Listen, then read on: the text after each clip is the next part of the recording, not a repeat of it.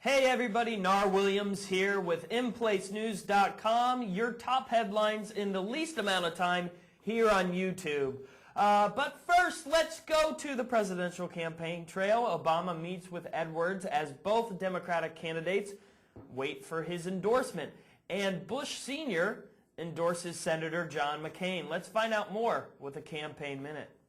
This is AP Campaign Minute.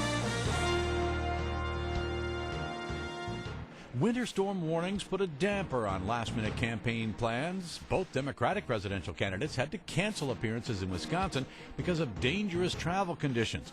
Forecasts call for about 9 inches of snow in some areas. The state's primary is set for Tuesday. Barack Obama may not have been stumping in Wisconsin, but he was still trying to round up support for his campaign. He paid a visit to former rival John Edwards in North Carolina on Sunday. Both Obama and Senator Hillary Clinton have been vying for an endorsement from Edwards since he dropped out of the race last month. Former President Bill Clinton says his wife's chance at the presidency will likely come down to contests in Ohio and Texas. Clinton is trying to rebound from 8 consecutive losses to Obama. Voters in Ohio and Texas go to the polls on March 4th. Another major endorsement is on the way for the presumed GOP presidential nominee. The first President Bush is expected to announce on Monday that he's backing John McCain. McCain supporters hope the endorsement will boost his standing among conservatives and encourage Mike Huckabee to abandon his bid for the White House. Tim McGuire, The Associated Press, with AP Campaign Minute. If you've been looking for an excuse to go vegetarian, how about this? The U.S. Department of Agriculture has ordered the recall of 143 million pounds of frozen beef from a California slaughterhouse, which was the subject of an animal abuse investigation. And, oh, by the way, provided meat to school lunch programs. These graphic images videotaped by the Humane Society at a Southern California slaughterhouse are now prompting the largest beef recall in U.S. history. A cow pushed with a forklift, another dragged with a chain, animals too sick to walk are ultimately killed and their meat processed. Much of it is going to school lunch programs. Criminal charges were filed against 2 employees of the Westland Hallmark Meat Company Friday. Both were fired. Now the U.S. Department of Agriculture is ordering the recall of 143 million pounds of frozen beef that had come from the company. By allowing downed cattle into the food supply, we're increasing the risk of human exposure to mad cow disease, salmonella, E. coli, and other food poisoning bacteria. No one has gotten sick from the meat, and officials say the health threat is likely small. No charges have been filed against Westland, but an investigation is ongoing. Brian Thomas, The Associated Press. Yummy! Pakistanis fearful of militant attacks voted Monday for a new parliament in a key step toward democracy after 8 years of military rule under President Pervez Musharraf, whose political survival hangs in the balance.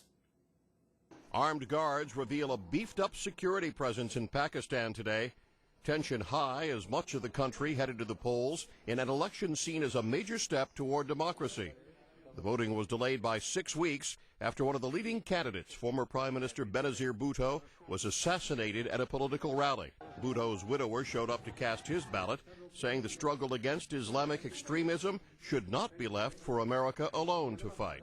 A group of U.S. senators arrived in Pakistan on Election Day, hoping to add credibility to the voting process. This is about Pakistan and the government's relationship with its own people, and it's about Pakistan's ability to show the world that it has a credible election and therefore a credible government. Bhutto's People's Party is expected to do very well in the parliamentary election, which is likely to diminish the role of Pakistan's President Pervez Musharraf, who's facing growing opposition after 8 years in power. Opposition stems largely from Musharraf's decision to declare emergency rule and purge the country's judiciary, moves that came amid widespread violence sweeping the country. An overwhelming defeat of Musharraf could leave one of Washington's staunchest allies in the Middle East politically vulnerable, even at risk of impeachment. A series of suicide attacks have killed hundreds in the past few weeks. Nearly 500,000 police and soldiers have been deployed throughout the country to guard against further attacks. John Belmont, The Associated Press. And finally, our extreme weather report. About 9,000 homes and businesses lost power after storms swept across the southern United States. Tornadoes touched down in Alabama, damaging homes and critically injuring 2 people. Severe weather howled through much of the South over the weekend after a tornado touched down Sunday in this Alabama community. The damage was clear. And we tried to make it through the big room to the stairs going into the basement, and that's when it hit. And I didn't realize it was so bad until I started looking outside and seeing what had happened. The rain came, and it was just a real loud sound. Nearly 30 people were injured, and about 200 homes and businesses were destroyed near Montgomery. Officials say one family should be grateful they were not home as the storms hit. Luckily, no one was home at the trailer where the trees fell into, but it's pretty serious damage, for a storm like this. No deaths have been reported, but 2 people were critically injured. Brian Thomas, The Associated Press. That's it for us here on this edition of YouTube. iNPLACENEWS.com top headlines. Don't forget to check out our live stream going on all day. You can download a desktop player and watch it from your desktop, or you could watch it right from inside your internet browser at the iNPLACENEWS.com website. I'm Nar Williams. Thanks for being with us. We'll see you tomorrow. Oh, you know what? Heck, why don't we throw in an AP Minute to boot? This is AP News Minute. People in Pakistan have gone to the polls in the country's parliamentary election. The vote was delayed after the assassination of opposition leader Benazir Bhutto. There have been reports of minor violence. 3 U.S. senators are among those watching the process. A video released by the Humane Society has triggered the largest beef recall in U.S. history. More than 140 million pounds of beef from a Southern California slaughterhouse are affected. The video shows crippled and sick animals being prodded to slaughter. Some of the beef went to the school lunch program. About 30 people were hurt when a tornado touched down in Prattville, Alabama. 2 people were critically injured. Homes were destroyed, and thousands lost power in the severe weather. Space Shuttle Atlantis is taking its first step back to Earth. The shuttle has undocked from the International Space Station.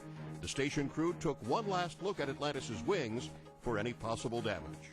John Belmont, The Associated Press, with AP News Minute.